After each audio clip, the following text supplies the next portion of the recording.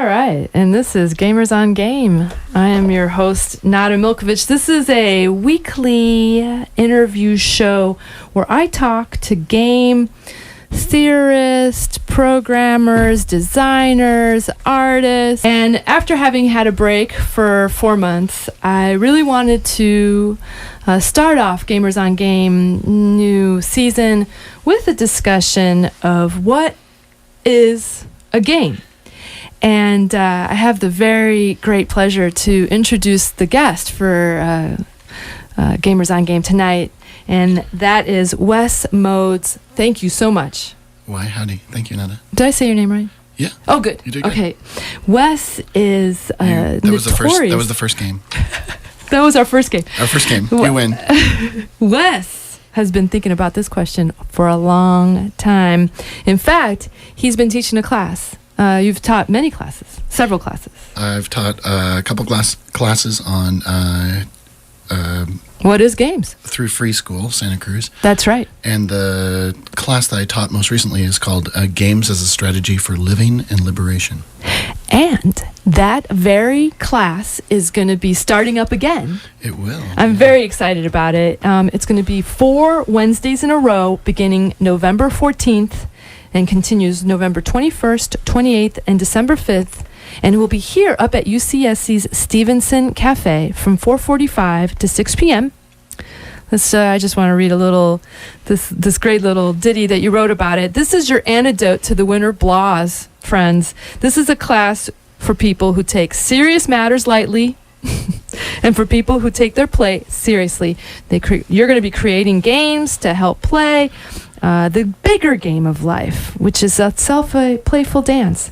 This is an intellectual and philosophical exploration of games. We'll talk about games and play, learn game theory, share DIY games, that is do-it-yourself games, and design new ones. Requirements are: bring your playful spirit and intellectual curiosity. This class will build on each session, so try to commit to all of them. And Wes, again, it's called Games as Strategy for Living and Liberation. You got it. What made you want to teach this class? Oh, that's a good question. I was bike riding down the railroad tracks from Felton to Santa Cruz, and I had a little miniature technology music player. And I was listening to Alan Watts, and he had a whole lecture that he called The Joker. And he was developing this idea that life is a game, or life is play, which is a theme that runs through Alan Watts' work all the time. And he talked about the Joker as an archetype of the person who is the player, the person who is supposed to remind us that life is play. And I thought, damn, that's awesome. You go. And hence why I was so excited to talk with you and have a conversation about what is games, because I've been studying it also. And from, the big question is, well, why even define games? Most people are like, hey, if it's fun, it's a game, right? Except sometimes games are not fun. Okay. So there's the game of gainful employment. The game of gainful employment. Which is not always fun. The game of survival. Consider like nuclear war. Right. Right? And maybe we might not have thought of it as a game unless we'd seen Matthew Broderick in War Games, right. Within the last couple months. But there you go. That's a non-zero-sum game in which everyone loses. Yes. We've been playing that game for a long time. So much that most of us aren't even really that worried about it. Like we were when I was a kid. In fact, We're very similar in ages, I believe. Yes, we recently discovered that we have the same, not exactly the same birth date, since you are my... I am your elder. My elder by at least a couple months.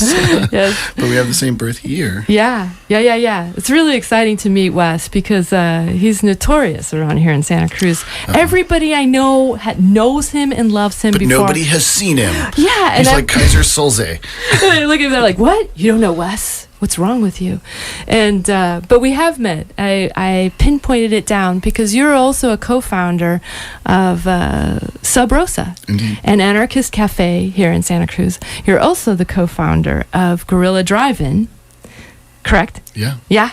And just tell us a little bit. Okay, first, what is Guerilla Drive-In? Quick. Guerilla Drive-In is a game. No. A game in which we see if we can spontaneously create a film showing in the wastelands of Santa Cruz before the authorities shut us down each night. Oh, do they always find you? No. No, good. They're losing that game. We are winning. Good for them. After 150, almost 200 films, wow. 13 different locations. I forget what our other beautiful stats Wes, are. how am I going to find out about the next one? Go to GorillaDriveIn.org. So the coppers haven't figured that one out yet. No, yeah, I'm not currently involved in that collective, so it's fun to watch it kind of spin on its own accord. So.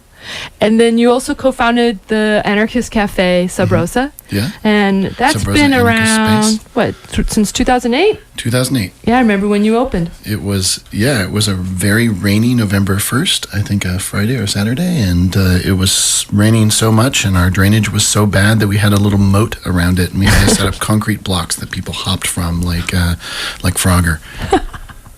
What makes it an anarchist cafe? Well, it's... and everyone is welcome in this anarchist space, but it's arranged around a collective structure, non-hierarchical, non-authoritarian.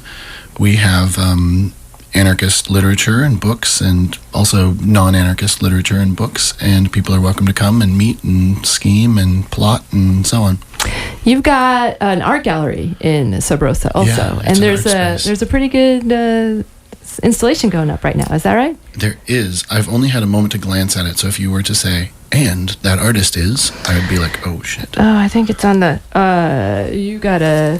This is the moment where As we a Google. non-commercial educational radio station, KZSC supports free expression of ideas. Please be aware that the opinions expressed are those of the speakers or artists only and do not necessarily reflect the views of UC Regions. KZSC staff, management, or underwriters, we welcome your feedback on our programming. Please direct your comments to the Program Review Committee by calling 831-459-4726 or emailing prc@kzsc.org.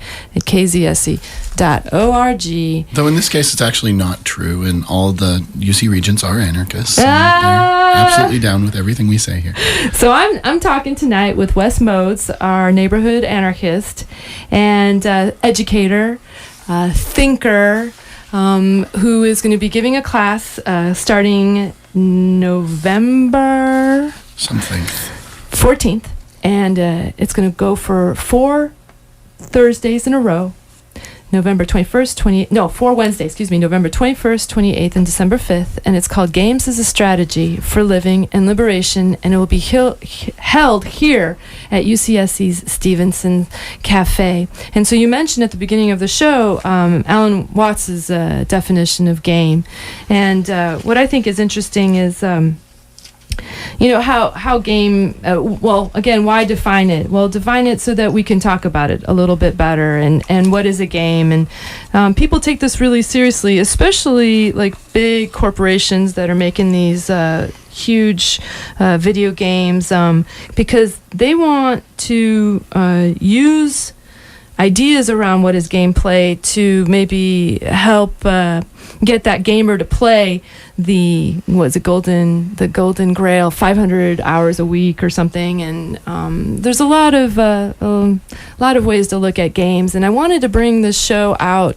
particularly to mothers that are my age, middle-aged women that are watching their little boys play these really violent games and are kind of upset about it and freaking out, and they're worried, is this video game going to stunt the growth of my child? Is it going to stop them from having empathy in the world? Yes. And it is. And I wanted to talk about other ways of looking at games and possibly helping that mother bridge sometimes a conflicted place between herself and her child. It's the reason why I started researching games myself. And so the idea that the game has to be fun, you kind of already shot through with some games aren't fun. The idea that the game doesn't have any really major consequences, that's been kind of shot through also. And when you play checkers, nobody dies or... Nobody really dies, but when you play the game money. of nuclear war, then everybody dies. Right. So I think that we can set aside the is it a game discussion because by one person's definition something is, and by another person's definition it isn't, and it comes down to semantic shizzle. And I think that what's important is maybe just during this discussion we'll just set aside that question and we'll accept that many things can be considered a game. Well, it's interesting. One of the first people to talk about games in this type of scholarly academic way was Wittgenstein in the turn of the century, and he basically said there's really, you can't define it, and everybody's got their own idea of what game is. And that's like, you know, the big linguist himself saying, you know, again, the semantic shizzle, I think you called it. Yeah. I think you could talk about that. That's actually the business of philosophers is semantic shizzle, but that's okay. And that's fine. Like one of the first things we did was we broke down some things you might consider that were different aspects of a game. So, for instance, one thing that's really obvious is like, let's look at the difference between, say, solitaire and poker. There's a real, you know, you can either play alone or you can play with multiple people. So that's just one criteria. There's also games that are cooperative or non-cooperative. Like, can't think of a cooperative game right now. Concentration. There you are. Keep in rhythm. Non-cooperative would be almost most of the games that are prevalent in our society, including economics. There's zero-sum or non-zero-sum, which we talked about. I can't even remember what that actually means. Oh, every winner has a corresponding loser. So you can't have multiple winners. So capitalism. Zero-sum game. There's only so much resources on the planet. There are some people who win, and you know who they are, said regents. And there are some people who lose. Right. Who's the rest of us. Right. Did you say the 98%? Yeah, exactly. The 99%. And so you can break down a game in any number of ways. So when you start doing that, then you start saying like, okay, well, give me something that isn't a game. Right. And then we'll say, well, we can call that a game by differentiating it from other games and say like, well, that's a game, but it's like a game that, say, it's asymmetrical. Not all the players have all the, which would be, again, economics, right? Like, not all the players have the same rules. Not all the same players have the same resources to play. Right. Well, one of my big ideas is I'm going to have, next week, I'll be talking with some trapeze artists that are coming in. And I'm like, how do I make trapeze art into a gamer on game show? And so one of the ways you can call a game is these games that are kind of based on vertigo. So the kid spinning in the front yard is doing a game to get this sensual pleasure out of it. And there really is no winner or loser other than getting the feeling. So it's a cooperative, non-zero sum, simultaneous, infinitely long game. Yeah. So once you start breaking it down, it becomes fun because then you could start saying, okay, hunt the mushrooms. You know, we had our first rain. You know, pretty soon people's thoughts are going to be turning to fungi. And that was one of the games that somebody suggested in our games class, is hunting mushrooms as a game. Well, I think following your evolution that you're describing that happens in the process of your game, and how people start thinking about what is a game and what's not a game, you start thinking about how, it reminds me of Jane McGonigal. She has a TED Talk that Kathleen Kralowitz showed me yesterday. And in the TED Talk, she talks about how she feels that we're not spending enough time playing games, and that we should be playing games that are going to solve the world's problems. Because we've got a lot of problems that need help with. And if we could harness all that time and energy and effort that people are putting into playing World of Warcraft or these other massive games that are time-sucking the lives of people, and instead put it on, how do we disarm the world's nuclear arsenals, and how do we help with global warming and the rising of the waters, the seas in the world. And so what did she say? It was like at the time in 2010, there was about 7 billion hours a week that people were playing video games. And she wanted to see that up to 22 billion hours a week, where people are playing and solving the world's problems. So that's not new. What's new is applying it to video games. So people playing tag is an old game. That's a don't get caught game as you steal apples game. There's because you're hungry, right? Or like as an activist, there's a game where we play that we called Cops and Activists, where one team's goal was to detain the activists, and the activist goal was to get away from the cops. And so, in a sense, this is just a training game or a game to teach people how to solve world problems. They're not necessarily worldwide, but there are problems in the world. Right. Yeah, it makes me think of like graffiti artists having to play the game of getting caught or not. And I mean, you can apply it in a million different ways. You have Wes Modes, my guest on Gamers on Game, and I am your host, Nada Miljkovic. You have an even wider idea of game, which I think is interesting, or that's what I've been told. You think of maybe even the universe playing a game. Right. So, like, the universe is playing a game of, to steal some thunder from Alan Watts, the universe is maybe playing a game of self-awareness. And so it has spun up some planets with some critters on it, and some of those critters maybe consider themselves self-aware and have the ability to look back at the rest of the universe and see something fabulous. So, how does the universe play a game? Does there have to be a perspective in the game? Like who's like we're playing the game, but we're not. Why don't we? We'll just say that in this game, there's no judges. It's happening simultaneously. There's no end to it, and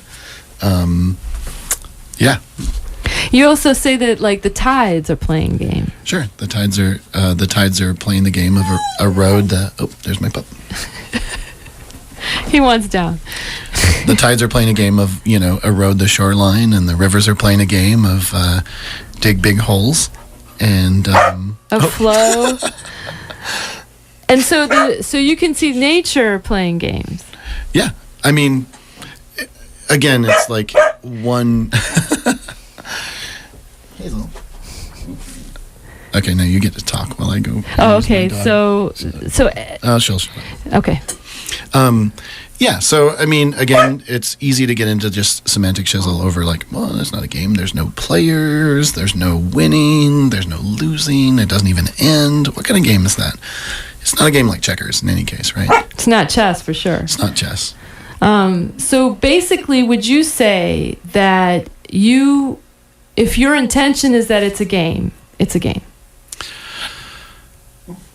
Yeah, I think that it becomes an intellectual exercise. How do we see things as a game? Because it's not, again, to get out of the realm of semantic shizzle, it becomes something that we can now talk about, well, how does one play that game? How, if we consider economics a game, how do we improve that game? Or how do we stop playing that game? Or how do we win that game?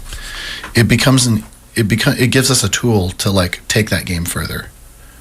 Especially like if we consider like relationships a game, then it's like, well, there are certain behaviors that work well and certain behaviors that don't.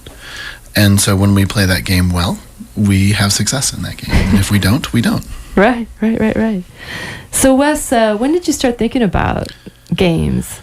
Oh, You've been thinking about it a long time? Back in the day when I was in high school and they hadn't invented computer graphics yet. When you went to the arcade and you had quarters and you had to play joust and stuff like that. Before that, I had the good fortune to be mucking around on my dad's account at work. And one of the first things I found was games. And one of the first games I found was called Adventure, which is later renamed Colossal Cave, which is what for a while, for all my childhood, we're calling text adventures. Right. So this idea of like I'm interacting with the computer to tell it what to do and how to behave and what responses to give me. And that you have some interaction with how the story goes. Right, exactly. So it's like those Goosebumps choose your own adventure books. So you but instead of having a book in front of you, you were doing this on a computer. Correct. And so that game gives you, it's a single player game, it has an ending, it has a winning state, and it has the ability to convince you that it fires up your imagination. So anyway, that was like one of the early games that just got me excited as a gamer. Though I'm today, I think when you say gamer, there's an assumption that you have a PS3 at home or an Xbox, and you're sitting in front of a computer and manipulating a joystick, or oops, sorry, I just stated myself, huh? That's right. What is it called? No, they don't use the hand thing. A thing controller. with buttons. It has They're X. wireless even.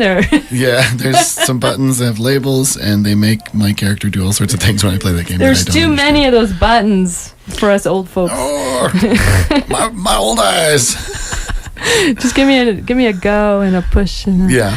So anyway, I'm a gamer in the original sense, in the old sense. And so, when did you give your first well, I want to make sure we talk about FreeSkool. We only got 5 more minutes, actually, like 4.5, 3.5. Shall we just plunge into that? Yeah. What is FreeSkool? So FreeSkool is a non-institutional educational project. Woohoo! Woohoo! It costs approximately $35,000 less a year than UCSC. Because it's completely free, and people just teach classes because they're really passionate about it. So let's say you know something about auto mechanics, and I know something about making homemade pasta. You and I might each hold a class and teach each other what we know. Oh yeah, you're a cook too, aren't you? I'm a few things, yeah. Yeah, and a radio star. What was the name of your show? It was called Night Ride. And if you go to Artist on Art, you can see the post, and you can go to where you can hear Wes Modes himself speaking on his radio show and his archives, and get all the information about when the class is going to be held, the games as a strategy for living and liberation here up at UCSC Stevenson's Cafe through Santa Cruz FreeSkool, and that's SKOOL. Yeah, the punk spelling. The punk spelling. So when was your first class that you taught at FreeSkool? Oh, that was back in the day. FreeSkool has been around since 2004, and that's something like 8 years or something. And I don't have any idea what it was. I recently cataloged them. I think I've taught like 40 different classes over including like quilting and history of the future and a bunch of stuff. Have you taught writing? Because you're also a writer, aren't you? I have. I taught based on Natalie Goldberg's Writing Down the Bones. I taught an introductory seminar on most of the best thing about FreeSkool is the idea is that like you don't have to be an expert. So I've taught classes just on stuff that I had no idea how to do, but I figured somebody would show up and show us how to do that. Oh, that's great. So it's come to an end. I'm so sad, but I'm so glad I got to talk with Wes Modes tonight. I'm hoping Wes will come back on maybe before his actual class starts, which is going to be November 14th, and it'll be 4 Wednesdays in a row, continuing November 21st, 28th, and December 5th. And let's see. Thanks, Nada. It was great having you. Yeah, Wes, you're doing so many great things here. We didn't even get to talk about the Occupy movement and maybe the game of Occupy movement and changing us around here. And it's not working. This is the game of make the media play music. Right, so we're going to play little talking heads at the end of this show. And please stay tuned for TIFF Time. Kevin's going to rock your world. And thanks for listening, everybody. Thank you, Wes.